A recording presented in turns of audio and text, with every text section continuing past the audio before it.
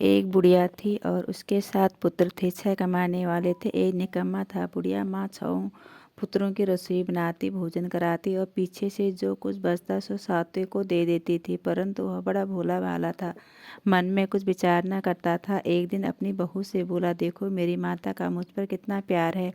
वह बोली, क्यों नहीं, सबका जूठा बचा हुआ तुम्हें खिलाती है। और बोली, भला ऐसा भी कहीं हो सकता है?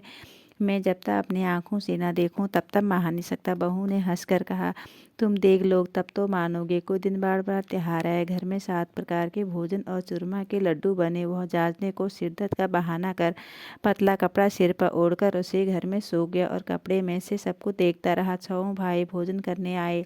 उसने देखा उनके लिए सुंदर सुंदर आसन बिछाए हैं, 7 प्रकार की रसोई पड़ोसी है। वह आग्रह करके जिमाती है। वह देखता रहा। 6 भाई भोजन कर उठे तब माता ने उनकी जूठी थालियों में से लड्डू के टुकड़ों को उठाया और एक लड्डू बनवाया। जूठन साहब का बुढ़िया माँ ने पुकारा, उठो बेटा, 6 भाई भोजन कर गए हैं, अब तू ही बाकी है, उठ न, कब खाओगे।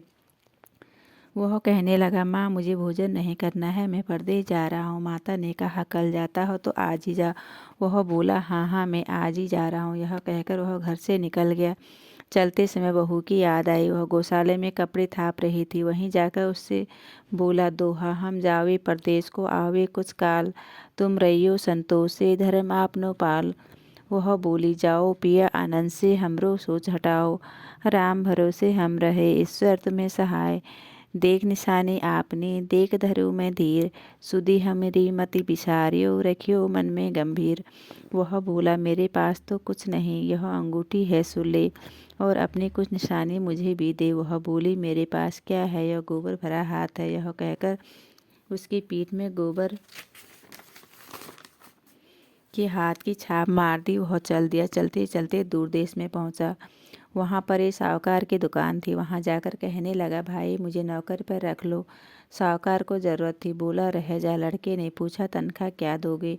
साहूकार ने कहा, काम देखकर दाम मिलेगा। साहूकार की नौकरी मिली। वह सवेरे 7 बजे से रात तक नौकरी बजाने लगा। कुछ दिनों में दुकान का सारा लेन देन, हिसाब किताब, ग्राहकों को माल बेचना, सारा काम करने लगा। साहूकार के 7-8 नौकर थे। वे सब चक्कर खाकर गिरने लग गए। यह तो बहुत होशियार बन गया है। सेठ ने भी काम देखा और 3 महीने में उसे आधे मुनाफे का साझीदार बना लिया। वह 12 वर्ष में ही नामी सेठ बन गया और मालिक सारा कारोबार उस पर छोड़कर बाहर चला गया। अब बहू पर क्या बीती सो सुनो। सास ससुर उसे दुख देने लगे। सारी गृहस्थी का काम करके उसे लकड़ी लेने जंगल में भेजते। इसी बीच घर की रोटियों के आटे जो भूसे निकलती, उसकी रोटी बनाकर रख दी जाती और फूटे नारियल के खोपड़ी में पानी। इस तरह दिन बीतते रहे। एक दिन वह लकड़ी लेने जा रही थी कि रास्ते में बहुत सी स्त्रियां संतोषी माता का व्रत करती दिखाई दी। वह वहाँ खड़ी हो कथा सुनकर बोली, बहनों, यह तुम किस देवता का व्रत करती हो और इसके करने से क्या फल मिलता है? इस व्रत के करने की क्या विधि है? यदि तुम अपने इस व्रत का विधान मुझे समझा कर कहोगी तो मैं तुम्हारा बड़ा एहसान मानूंगी। तब उनमें से एक स्त्री बोली, सुनो, यह संतोषी माता का व्रत है। इसके करने से निर्धनता दरिद्रता का नाश होता है, लक्ष्मी आती है, मन की चिंताएं दूर होती हैं, घर में सुख होने से मन को प्रसन्नता और शांति मिलती है, नीह पुत्र को पुत्र मिलता है, पीतम्बर बाहर गया हो तो जल्दी आवे, कुंवारी कन्या को मनपसंद वर मिले, राजद्वार में बहुत दिनों से मुकदमा चल रहा हो तो खत्म हो जावे, सब तरह से सुख शांति हो, घर में धन जमा हो, पैसा जायदाद का लाभ हो, रोग दूर हो जावे तथा और जो कुछ मन में कामना हो वो इस संतोषी माता की कृपा से पूरी हो जाए, इसमें संदेश नहीं। वह पूछने लगी, यह व्रत कैसे की जाए, यह भी बताओ तो बड़ी कृपा होगी। स्त्री कहने लगी, 1.25 रुपये का गुड़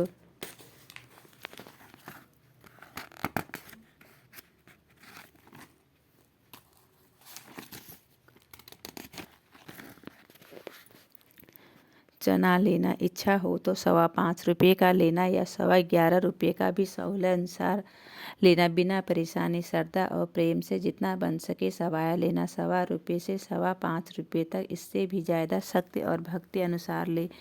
हर शुक्रवार को निराहार रह, कथा कहना सुनना, इसके बीच कम्र टूटे नहीं, लगातार नियम का पालन करना, सुनने वाला कोई न मिले तो घी का दीपक जलाना, उसके आगे जल के पात्र को रख कथा कहना, परंतु नियम न टूटे, जब तक कार्य सिद्ध न हो तब तक कार्य करना और कार्य पालन करना। कार्य सिद्ध हो जाने पर व्रत का उद्यापन करना। 3 मास में माता फल पूरा करती है। यदि किसी के खोटे ग्रह हो तो माता वर्ष में ही कार्य को सिद्ध करती है। कार्य सिद्ध होने पर ही उद्यापन करना चाहिए, बीच में नहीं। उद्यापन में 28 सेर आटे का खाजा तथा इसी पड़ा खीर तथा चने का साग करना। 8 लड़कों को भोजन कराना। जहाँ तक मिले देवर जेठ भाई बंधु कुटुंब के लड़के लेना, न मिले तो रिश्तेदारों और पड़ोसियों के लड़के बुलाना, उन्हें भोजन कराना। यथाशक्ति दक्षिणा दे। माता का नियम पूरा करना। उस दिन घर में कोई खट्टाई न खाओ। यह सुनकर बुढ़िया के बेटे की बहू चल दी। रास्ते में लकड़ी के बोझ को बेच दिया और उन पैसों से गुड़ चना ले माता के व्रत की तैयारी कर आगे चली। सामने मंदिर देख पूछने लगी, यह मंदिर किसका है? सब लोग कहने लगे, संतोषी माता का मंदिर है। यह सुन माता के मंदिर में जा माता के चरणों में लौटने लगी।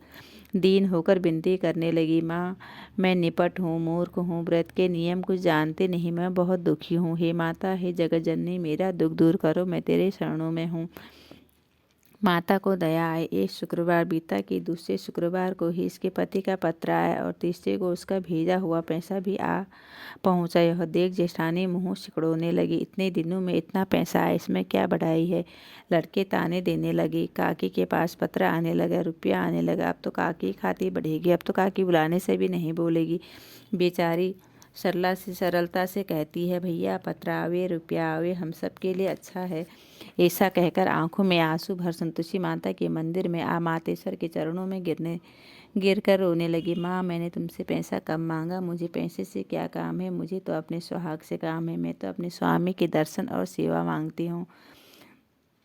तब माता ने प्रसन्न होकर कहा, जा बेटी तेरा स्वामी आएगा। यह सुन खुशी से बाबली हो घर में जा काम करने लगी। अब संतोषी माता विचार करने लगी, इस भोली पुत्री से मैंने कह तो दिया तेरा पति आएगा, पर आएगा कहाँ से? वह तो सपने में भी इसे याद नहीं करता। उसे याद दिलाने मुझे जाना पड़ेगा। इस तरह माता बुढ़िया के बेटे के पास जा सपने में प्रकट होकर कहने लगी, साहूकार के बेटे सोता है या जागता है? वह बोला, माता सोता भी नहीं जागता भी नहीं, बीच में ही हूँ, कहो क्या आज्ञा है? माँ कहने लगी तेरा घर बार कुछ है या नहीं? वह बोला, मेरा सब कुछ है माता, माँ बाप भाई बहन बहू, क्या कमी है? माँ बोली, भोले पुत्र तेरी स्त्री घोर कष्ट उठा रही है, तेरे माँ बाप उसे दुख दे रहे हैं, वह तेरे लिए तरस रही है, तू उसकी सुधि ले। वह बोला,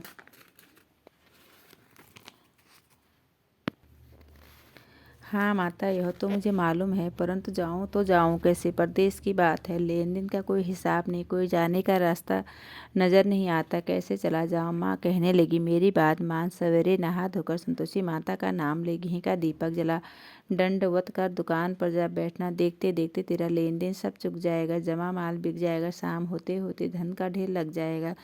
जब सवेरे बहुत जल्दी उठ उसने लोगों से अपने सपने की बात कही तो वे सब उसकी बात अनसुनी का दिल्ली उड़ाने लगे। कहीं सपना भी सच होता है? एक बूढ़ा बोला, देख भाई मेरी बात मान, इस प्रकार साँझ झूठ के बदले देवता ने जैसा कहा है वैसे करने में तेरा क्या जाता है? वह बूढ़े की बात मान स्नान कर संतोषी माँ को दंडवत कर घी का दीपक जला दुकान पर जा बैठा। थोड़ी देर में वह क्या देखता है कि देने वाले रुपया लाए, लेने वाले हिसाब लेने लगे। कोठे से भरे सामानों के खरीदार नकद दाम में सौदा करने लगे। शाम तक धन का ढेर लग गया। माता का चमत्कार देख प्रसन्न हो मन में माता का नाम ले घर ले जाने के वास्ते गहना कपड़ा खरीदने लगा और वहाँ के काम से निपट वह घर को रवाना हुआ। वहाँ बहू बेचारी जंगल में लकड़ी लेने जाती है।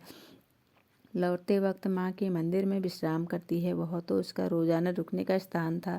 दूर से धूल उड़ती देख वह माता से पूछती है, हे माता यह धूल कैसी उड़ रही है? माँ कहती है, हे पुत्री तेरा पति आ रहा है, अब तू ऐसा कर लकड़ियों के 3 बोझ बना ला, एक नदी किनारे रख, दूसरे मेरे मंदिर पर रख, तीसरे अपने सिर पर रख। तेरे पति को लकड़ी का गट्ठा देकर मोह पैदा होगा, वह वहाँ रुकेगा, नाश्ता पानी बना खाकर माँ से मिलने जाएगा। तब तू लकड़ियों का बोझ उठाकर घर जाना और बीच चौक में गट्ठा डालकर 3 आवाज़ें जोर से लगाना, लो सासू जी लकड़ी को गट्ठा लो, भूसे की रोटी दो, नारियल की खोपड़ी में पानी दो, आज कौन मेहमान आया है?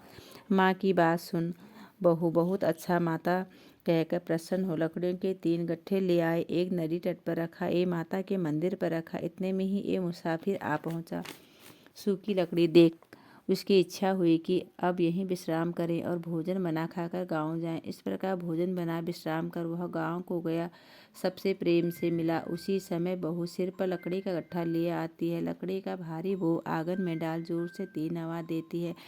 लो सासू जी, लकड़ी का गट्ठा लो, भूसे की रोटी दो, नारियल के खोपड़ी में पानी दो।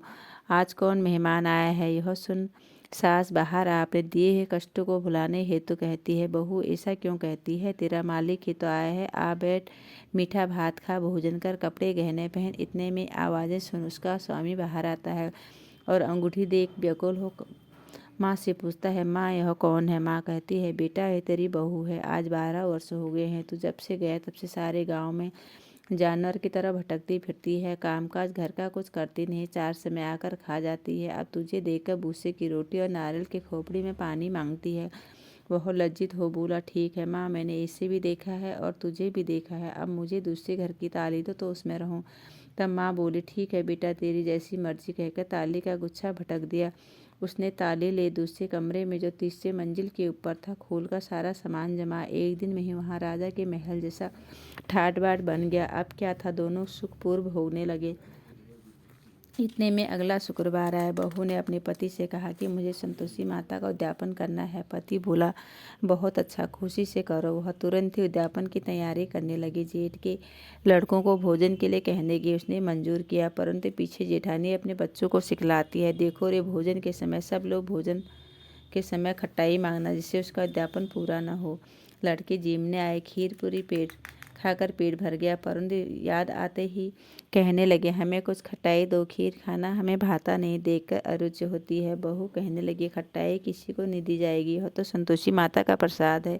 लड़के उठ खड़े हुए बोले, पैसा लाओ। बोले, ये कुछ जानते नहीं। सो उन्हें पैसे दे दिए। लड़के उसी समय जा करके इमली ला खाने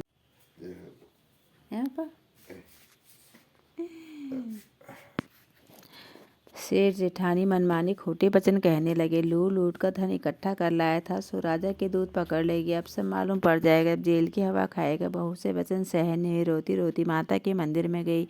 हे माता, तुमने यह क्या किया? हंस कर अब क्यों रुलाने लगी? माता बोली, पुत्री, तूने उद्यापन करके मेरा व्रत भंग किया, इतनी जल्दी सब बातें भुला दी। अब कहने लगी, माता, भूली तूने कुछ अपराध किया है। मुझे तो लड़कों ने भूल पर डाल दिया, मैंने उन्हें भूल से पैसे दे दिए, मुझे क्षमा कर दो। माँ बोली, ऐसी भूल कभी मत, कहीं भूल होती है। वह बोली, माँ मुझे माफ़ कर दो, मैं फिर तुम्हारा उद्यापन करूँगी। माँ बोली, अब भूल मत करना। वह बोली, अब भूल न होगी। माँ बतलाओ, वह कैसे आवेंगे? माँ बोली, जा पुत्री, तेरा पति तो रास्ते में आता मिलेगा। वह घर को चली। राह में पति आता मिला। उसने पूछा, तुम कहाँ गए थे? तब वह कहने लगा, इतना धन कमाया है, उसका टैक्स राजा ने मांगा था, वह भरने गया था। वह प्रसन्न हो बोली, भला हुआ, अब घर चलो। कुछ दिन बाद फिर शुक्रवार आया। वह बोली, मुझे माता का उद्यापन करना है। पति ने कहा, करो। वह फिर से जेठ के लड़कों से भोजन को कहने गई। जेठानी ने तो 1-2 बातें सुनाई और लड़कों को सिखा दिया कि तुम पहले ही खट्टाई मांगना। लड़के कहने लगे, हमें खीर खाना नहीं भाता, जी बिगड़ता, कुछ खट्टाई खाने को देना। वह बोली, खट्टाई खाने को नहीं मिलेगी, आना हो तो आओ। वह ब्राह्मण के लड़कों को भोजन कराने लगी। यथाशक्ति दक्षिणा की जगह एक एक फल उन्हें दिया। इससे संतोषी माता प्रसन्न हुई। माता की कृपा से होते ही 9 मास को चंद्रमा के समान सुंदर पुत्र प्राप्त हुआ। पुत्र को लेकर प्रतिदिन माता जी के मंदिर में जाने लगी। माँ ने सोचा कि रोज यह आती है, आज क्यों न मैं इसके घर चलूँ या इसका आसरा देखूं तो सही। और विचार कर माता ने भयानक रूप बनाया। गुड़ और चने से स्नान, मुंह ऊपर सूंड के समान होंठ, उस पर मक्खियाँ भिनभिना रही हैं। देहली में पाँव रखते ही उसके साथ चिल्लाए, देखो रे, चुड़ैल डाकुरी चली आ रही है, लड़के से भगाओ नहीं तो किसी को खा जाएगी। लड़के डरने लगे और चिल्ला कर खिड़की बंद करने लगे। बहू रोशनदान में से देखते रही। प्रसन्नता से पगली होकर चिल्लाने लगी, आज मेरी माता जी मेरे घर आई है। यह कहकर बच्चे को दूध पिलाने से हटाती है। इतने में सास का क्रोध फूट पड़ा। बोली, इसे देखकर कैसे उजालित हुई, जो बच्चे को पटक दिया। इतने में माँ के प्राप से जहाँ देखो वहाँ लड़के लड़के नजर आने लगे। और बोली, माँ जी, मैं जिनका व्रत करती हूँ वह यही संतोषी माता है। इतना कहकर झट से सारे किवाड़ खोल देते। सबने माता के चरण पकड़ लिए और विनती कर कहने लगे, हे माता, हम मूर्ख हैं, अज्ञानी हैं, पापी हैं, तुम्हारे व्रत की भी कुछ नहीं जानते हैं। तुम्हारा व्रत भंग कर हमने बहुत बड़ा अपराध किया। हे माता, आप हमारा अपराध क्षमा करें। इस प्रकार माता प्रसन्न हुई। माता ने बहू को जैसा फल दिया वैसा सबको दे, जो उस पढ़े उसका मनोरथ पूर्ण। बोले संतोषी माता की जय।